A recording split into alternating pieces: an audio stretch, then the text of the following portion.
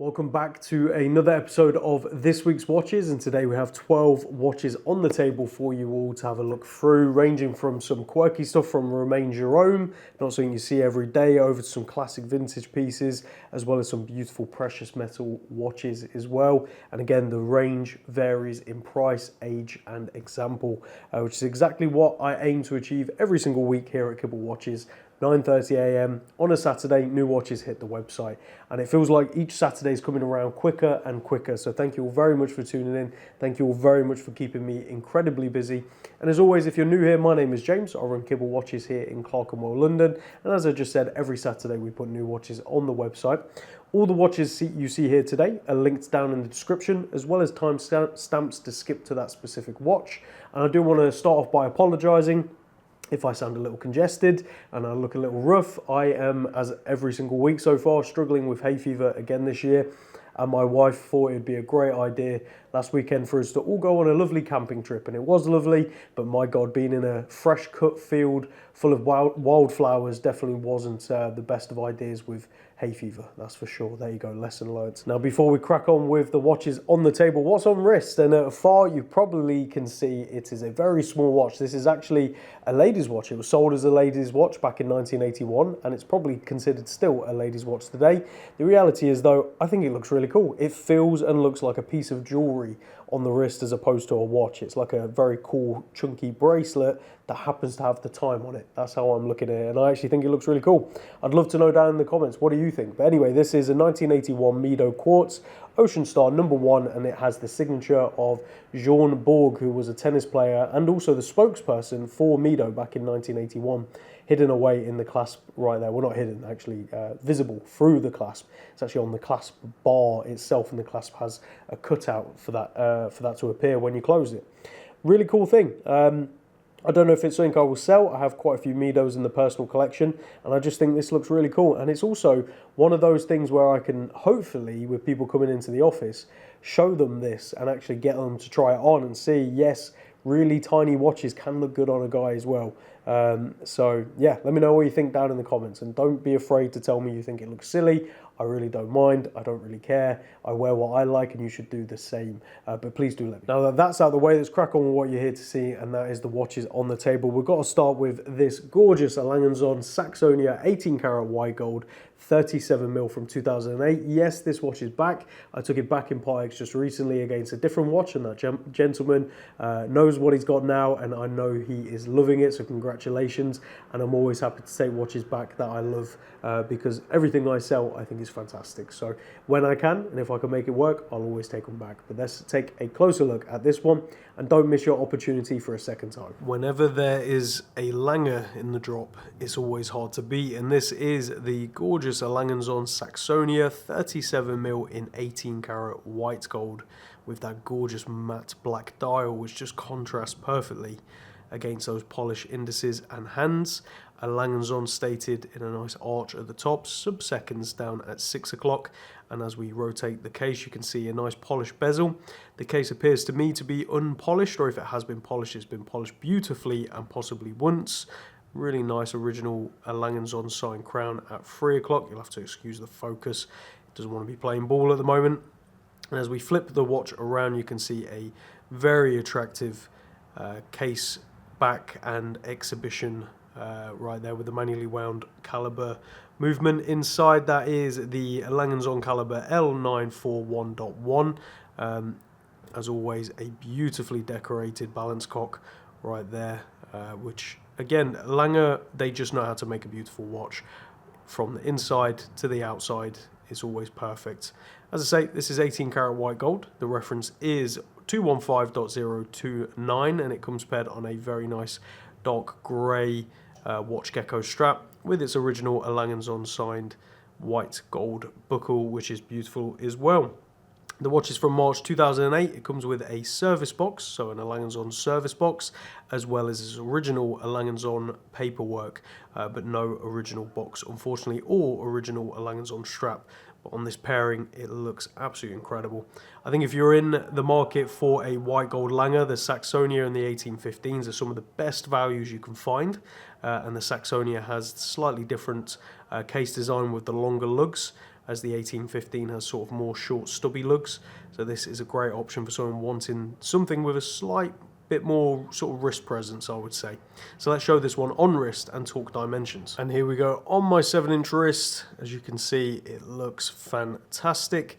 But then that will come as no surprise to anyone who has ever handled or worn A.Langes on. They're always brilliant on the wrist. Some of them are quite large, so these smaller ones are perfect really for most people. So this is 37mm by 44mm lug to lug, only 7mm total on the thickness, so incredibly thin, and 19mm on the lugs. So go check out this beautiful example on the website today. From there, we're going to switch it up completely to a very attractive 1934 Rolex Oyster case. This is the cushion case in 9-carat gold. As I say, 1934, so incredibly early. Really cool example. Some amazing gold burn on here, which is where it oxidizes. We can get it taken off if you wish, but again, it goes with the overall charm in my opinion. But let's take a closer look at this one. Now on to a stunning Rolex Oyster. This is a very early watch from 1934.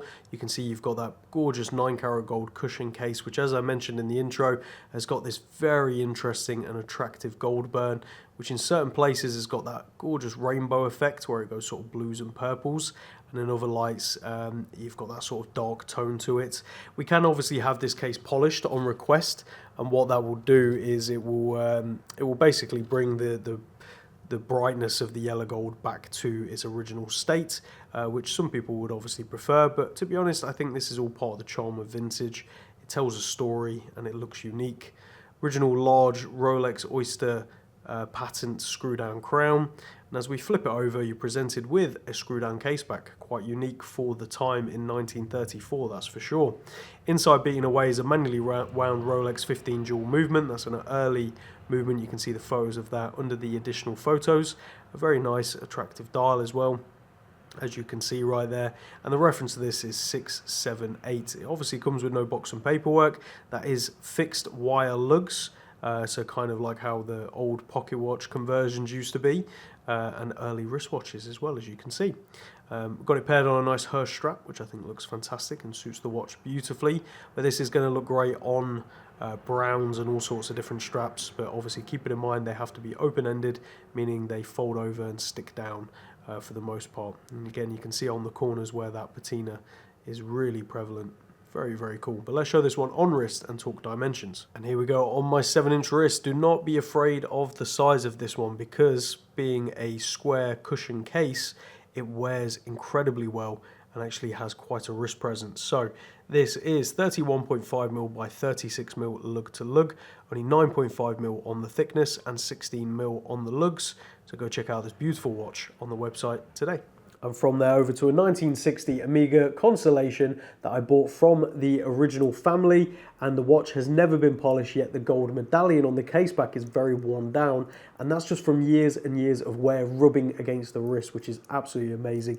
Comes on the beads of rice bracelet, and as I say, fresh from service and clean, because this thing hadn't been touched in a very, very long time. So let's take a closer look at this one. Now on to a watch I've been very excited to bring to the website. That's this gorgeous Omega Constellation with those gorgeous sharp lugs.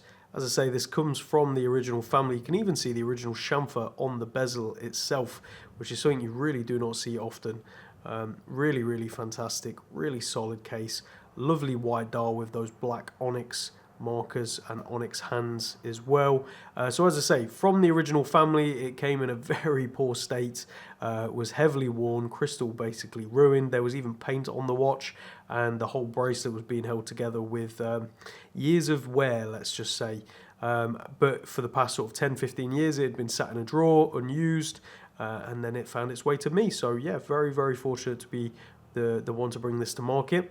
And as I mentioned in the intro, the watch has never been polished, and up until we had it serviced, it had been serviced like once or twice before in its past. It comes paired on its original beads of rice Omega bracelet.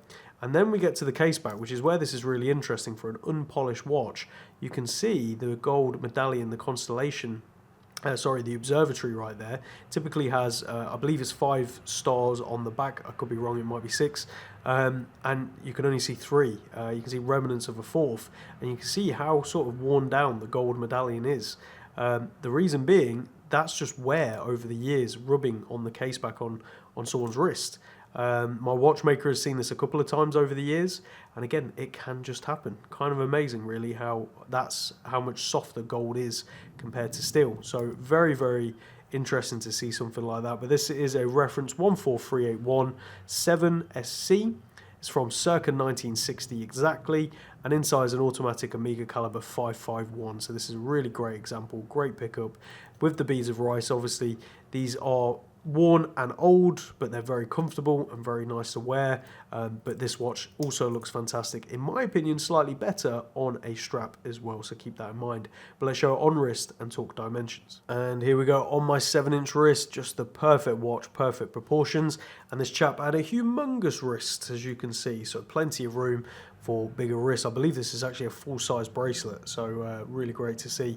34.5mm by 43.5mm lug to lug, only 10mm on the thickness and 18mm on the lugs, so go check this beautiful watch out on the website today. Alright, we like oddballs at Kibble Watches, and it's hard to beat this. This is a very cool Romain Jerome Space Invaders 40 Pop limited edition. Yeah, I mean, it does what it says on the tin. Romain Jerome aren't around anymore, unfortunately. They did a lot of very cool, quirky watches, this being one of them. And again, limited to 78 pieces total. I suspect you probably won't see another one on the wrist of someone else out there. So let's take a closer look at this one. So what do we have here? A Romain Jerome, which I suspect a fair few of you watching out there have probably never even heard of.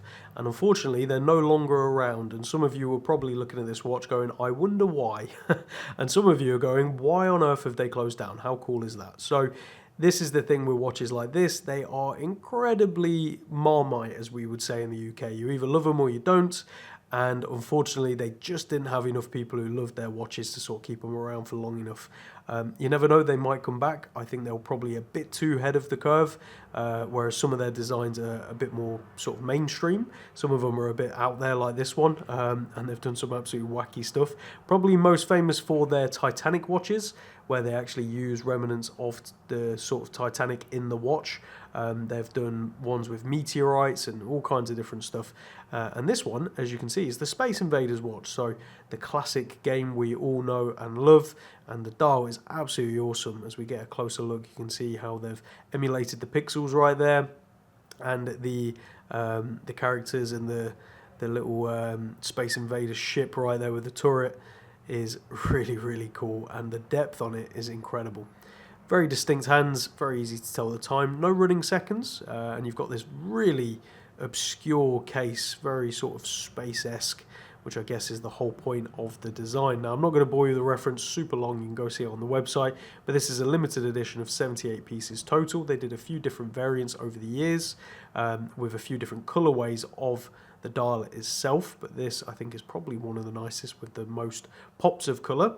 Inside beating away is an automatic Romain Jerome caliber RJ003-A, and this watch is from circa 2023 with its box and paperwork, and it does compared on a short strap. So unfortunately, if you have a larger wrist, this probably won't fit you. So maybe you want to come in and try on first, or check the website for dimensions of what this will fit up to. And I don't know if the straps are still available either, unfortunately. And as you can see, it's quite a distinct design and fit. That's the only problem right there when brands go out of business. But yeah, really interesting, quirky thing. I think if you're in the market for something that really stands out, and if you rock up to any sort of watch meet, I don't think anyone will have anything like this, or even remotely close. So there you go. Let's show it on wrist and talk dimension. And here we go on my 7-inch wrist. I'm going to say this strap is going to fit a 7-inch wrist in general, because it only has one more hole. And if you have a larger wrist, it's going to be quite uncomfortable just having that last hole. So do keep that in mind. But what a cool looking thing. I mean, how bonkers is that? So this right here is 40mm by 44mm lug to lug, so a really interesting square profile. 12mm on the thickness and 21mm at the lugs with the integrated system. So go check this one out on the website today. From there over to a Christopher Ward C1 Bel Canto. This is the purple dial on the bracelet. Really great example, has been worn probably once or twice. There's still stickers on the strap itself. So let's take a closer look at this one. Now what we have here is the Christopher Ward C1 Bel Canto, arguably Christopher Ward's most successful release. and the watch that, in my opinion, has shot the brand off into the realm we see them today, where they are absolutely killing it. I mean, the name Christopher Ward 5-6 years ago, unless you were a proper watch collector, didn't really mean a lot, whereas now I think the general public are very well aware of Christopher Ward, which is incredible, an incredible feat for the brand, and very well deserved. So what you're looking at right here is the gorgeous purple dial, which is that glossy purple, and the bel canto is a hour chime. So let me demonstrate that for you. As we pull out the crown, you can see the time up here at the top, and this whole rest of the watch is the chiming complication. So you have a hammer and a gong basically, and it sounds beautiful. So as we go around, you can see the tension build up. Here you can see it literally building up, which is really cool. And as we get to the hour, it's going to release. As simple as that. Hopefully you can hear that. And I'm going to bring it up to the mic to demonstrate.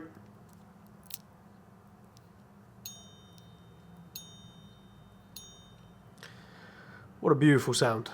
So if you don't want it chiming for whatever reason, say you're in meetings all day, you press this little button right here and it locks the hour chime in place. So as we go past now, you can see it no longer chimes. Now if you would like it to turn back on, you just press the button, it releases the tension, and away it chimes again. So very, very cool and lovely to see. Now this comes paired on the bracelets. This is all titanium, and the underside of the bracelet, as well as the clasp itself, is stickered. The watch has been worn. It's not an unworn example, but it's very, very good. Probably worn once or twice. Sticker's still on the case back as well. I won't bore you with the reference to this one. You can go see it on the website. But beating away in size, the automatic Christopher Ward caliber FS01, and this one's from April 2024 with its box and paperwork. So let's show it on wrist and talk dimensions. And here we go on my 7-inch wrist. These are very good on the wrist, and again the proportions are brilliant. So you are looking at 41mm by 48mm lug to lug, 13mm on the thickness, and 22mm on the lugs. So go check out this watch on the website today. From there over to probably one of the nicest examples you will find of this exact chronograph. This is a 50s Courbet Sport chronograph, 35mm with the value 23 inside, so not something you see often. Just a really great example. The loom material in the dial and hands is just perfectly aged. The case is crisp. I mean, this is beautiful. So let's take a closer look at this one. Now, for a lovely vintage 1950s chronograph, this is the Courbet. I'm probably butchering that pronunciation as usual, so I apologize. And it's called the Sport. This is a 1950s chronograph with a gorgeous silver creamy dial where the loom has gone that golden warm brown tone, almost like toffee. And the dial has aged the same as well, with the blue and red highlights still nice and visible. This is an original dial and an original example, and as we take a look at the case, you can see that condition follows all the way through with this steel case in super sharp, crisp condition. Really, really lovely. And again, finding great examples is always what's ideal when looking for vintage watches. As we flip it over, screw down case back, again all in steel with the reference 6095. Now beating away inside this is the manually wound Valjoux caliber 23. It feels incredibly crisp to wind. Again, one of those watches that just really hasn't been used over the years. Really springy pushers with these nice sized pump pushers. Start, stop and reset, all as you'd expect, and it feels snippy and snappy. Perfect. Got it paired on this very nice brown watch gecko strap, which I think suits the design beautifully and only emphasizes the watch. So yeah, not a huge amount more to say on this one, but let's try it on and talk dimensions. And here we go, comfortably on my 7-inch wrist. These watch gecko straps are very good, but they are quite tough and they need a bit of wearing in. But once they're worn in like a good pair of boots, they're going to last you a while. So this is 35mm by 42.5mm lug to lug, 11mm on the thickness and 19mm on the lugs. So go check this one out on the website today. Now from there to another 50s chronograph, this time with this Orfina chronograph with the oversized pushers in 36mm with the Venus 175, a really great watch. Again, example and condition is everything here with these two chronographs. You're going to be hard pressed to find a better version. So let's take a close look at this one. Another beautiful 50s chronograph with this Orfina, a brand more commonly known for their earlier watches, later watches, such as the Orfina Porsche designs and the black case chronographs we're quite familiar with. This is your more traditional but still beautiful 50s chronograph with a lovely silver sector dial with that black ring, really nice contrasting. 2 subdials and nice luminous hands as well, blued second hand and blued hands overall, making for a beautiful contrast. Nice steel case as well with that polished bezel, really sharp angles on the lugs and huge pushers. Look at those original big pump pushers, very, very nice, and nice big crown as well to boot. As we flip it around, you're presented with a solid screw down case back. This is a reference 84, and inside is actually a manually wound Venus caliber 175. Again, feels beautiful to wind, something that really hasn't been used a huge amount.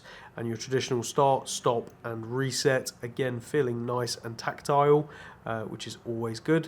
We've got it paired on this very attractive black leather strap, with the 2-stitch, which again I think really emphasizes the design and goes with the big pushers, making it a bit more sporty, a bit more sort of rugged looking, in my opinion. As I say, circa 1950s, so very, very early. We're looking at around 70 odd years old, which is incredible that these things keep time, work beautifully and look amazing still today.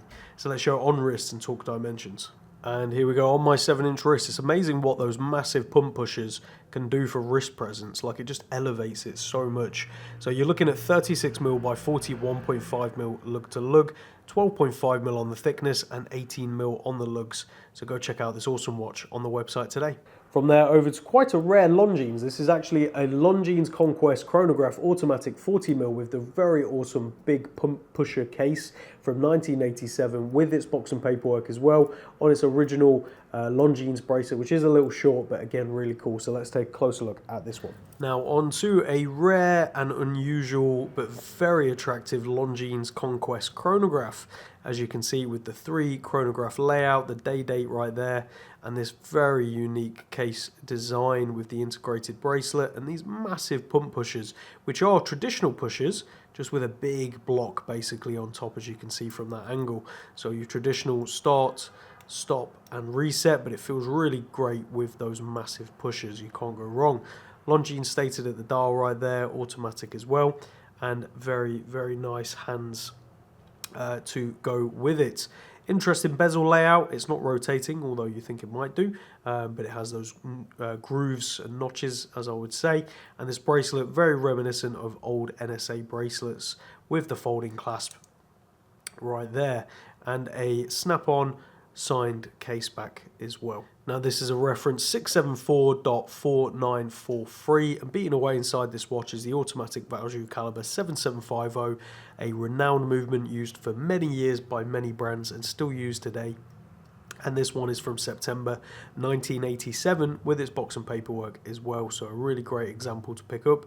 Potential birth year for someone out there born in 87, and what a fun and unique watch you would have as well. So let's show it on wrist and talk dimensions. And here we go on my 7-inch wrist, and it is a very cool thing on the wrist, almost like a UFO. It has that same sort of wrist presence as Disco Volante watches, where it's just case and then strap. In this case bracelet, but yeah, really cool. So this is 40mm by 43.5mm lug to lug, 12.5mm on the thickness and 9mm on the integrated lugs. So go check this one out on the website today. From there over to a Tag Heuer Accuracer. This is the automatic black 41mm with the black case on its original strap, and it also comes with a cut to size Tag Heuer Accuracer fitted rubber strap, which is actually for a different model but does fit this one, and you can see it under the additional photos on the website. But let's take a closer look at this one. Now on to a Tag Heuer Accuracer caliber 5 in black with the black striped dial, the cyclops over the dates, black ceramic bezel and black case with a screw down crown at 3 o'clock as well. Really, really attractive thing, and if you're into that all black design, this is definitely one to consider because the prices of these are great. So this is a reference WAY 218A-0, beating away in size an automatic Tag Heuer caliber 5, and the watch is from October 2022 with its box and paperwork. It comes paired with its original Tag Heuer strap and folding buckle, as you can see, and it has this very nice yellow stitching which contrasts with the yellow on the hand and caliber 5 on the dial. As we open it up, you can see the signed screw down case back, also in black with the reference and serial very clearly stated, and yellow underside as well for the strap. Very, very attractive. In the box is also a fitted black rubber by Tag Heuer that has been cut to size. All those details will be on the website, and it's not made for this reference, but it fits this reference nicely. And under the additional photos, you will see all of those on this watch as well, so go check those out. But let's show this one on wrist and talk dimensions. And here we go on my 7-inch wrist. Now, when I was first getting proper into watches, Tag Heuer Accuracer was actually on my serious wants list, and I never picked one up. And I think in my future I will have a Tag Heuer Accuracer actually in the collection. Probably not this one, maybe the slightly earlier ones with the blue dial and the steel bezel with the blue inlay. I think it was like 39mm. Absolutely love those. Anyway, this one is 41mm by 46.5mm lug to lug, 11.5mm on the thickness, and 20mm at the lugs. So go check this one out on the website today. From there to the third 50s chronograph on the table, that is this 50s chronograph Swiss 18-karat gold with the Langeron 48 in the larger 46.5mm case. These are fantastic. They're not the heaviest of watches, which is why they're priced so incredibly well for a 18-karat gold chronograph. The dial on this one is amazing. It's got this sort of like really sort of shiny silvery colour, which has gone like a greeny colour. It's hard to describe, to be honest, but let's take a closer look at this one. Now on to a wonderful example chronograph Swiss chronograph from the 1950s, and these are 18-karat yellow gold, so you can see really nice gold case. These are hollow cases, so they're not very heavy, and that's what made them very affordable and very popular at the time, and still today they are very popular and relatively affordable for a gold chronograph. That's actual gold as well, not gold plated. You've got a really interesting gold tone dial, which has got this slightly green hue to it, really attractive and nice layout. As we flip it around, you can see a gold snap-on case back with hallmarks and details all very clearly visible there. Beating away inside this is a manually wound Langeron caliber 48. So slightly different functionality to this one. The top pusher is to start, and these are squared pushers. Very nice. And what that does, it starts that, and the top pusher will do nothing else. You stop with the bottom pusher and reset with the bottom pusher. So a little different to what you are probably usually familiar with. Comes on this very nice lizard style strap, which I think suits the watch beautifully. And again, one of those watches, for the money, you really can't go wrong, especially if you're after a gold chronograph from the 50s. So let's show it on wrist and talk dimensions. And here we go on my 7-inch wrist. The size and proportions are fantastic as well. Again, to get this kind of thing in most other brands, 18-karat gold, you're looking at least double the price, if not far more. So again, value for money is key with this one. 36.5mm by 44.5mm lug to lug, 12mm on the thickness, and 19mm on the lugs. So go check this one out on the website today. From there over to a very attractive 1954 Omega Geneve with the caliber 266, and this is actually a refinished dial, but it is professionally done, beautifully done, not by ourselves, and it was done a little while ago, but whoever did the refinish on this, they are incredible. So let's take a closer look at this one. And now for a wonderful Omega Geneve with a beautifully refinished sector dial with those gold battens and numerals and hands. Very attractive and very well done. And I sometimes get asked, what does refinish actually mean? And I realise not everyone is fully sort of familiar with the terminology. So at some point in this watch's past, this dial was taken off and stripped down and then refinished, so repainted essentially to look like this. Now that can happen for a variety of reasons. Personal preference by previous owners. I've had that before, where someone literally just wants a different colour on their dial and they don't ever intend to sell, or they don't really care what it does to the value. So they'll get it done crazy colours. You'd be surprised some of the stuff you see. This is a very faithful restoration, which indicates to me at some point in this watch's history it probably had water ingress, or the dial got damaged during a service, or a variety of potential other factors, because this is a very nice refinish. It's not a poor job, and it's not some crazy blue or green like I've seen before, so it's nicely done. Really nice steel case, Omega sign crown at 3 o'clock, and as we flip it over, plain snap-on case back. Now, this is a reference 2754-2, beating away is a manually wound Omega caliber 266.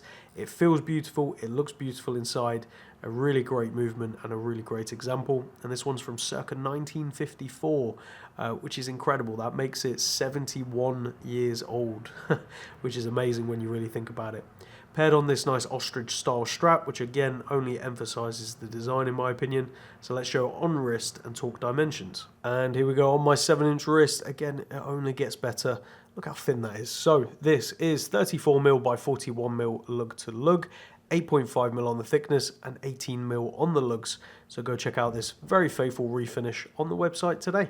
And last but by no means least, one you would have seen before and one I'm very happy to have again. That is this gorgeous Dunhill from the 1980s, and it's a 925 sterling silver watch with a gilt finish. So gold plated over the top of it with this blue lapis style dial. It's not obviously lapis, but it's like a lapis print. Really, really cool Vendome in its case shape like the Cartier, with its original strap, buckle and box. A really, really cool piece for under £1,000. So let's take a closer look at this one. Now on to a watch that I have had previously, and it wasn't worn during the time it was gone, as you can see. So this is a very attractive Dunhill with a gorgeous blue dial with the white outer dial with the exploding Roman numerals, and that blue has this sort of lapis cloudy effect. It's a print, it's not a stone, but it looks very attractive. Gold hands, exploding Dunhill logo, which is iconic in my opinion, and you've got this very interesting bar lug system. So this is very much like the Cartier Vendome, a iconic Cartier watch, and it has a very attractive cabochon set twisted crown as well. Steps to the bezel, and as we flip it over, you're presented with a snap-on case back right there. With its sticker still present, this watch really hasn't been used.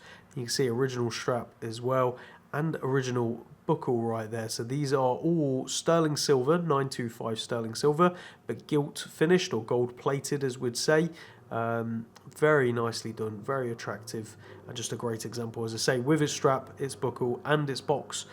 So a great opportunity to pick this up for a collector out there. It is quartz, and obviously with the two hands that makes it perfect really, and it's circa 1980s. So let's show on wrist and talk dimensions. And here we go on my 7-inch wrist. It's quite a large watch, and the Vendomes are typically a bit smaller than this. So again, a great opportunity to get that kind of look, but maybe or arguably something more unique. You're definitely not going to see these around, that's for sure.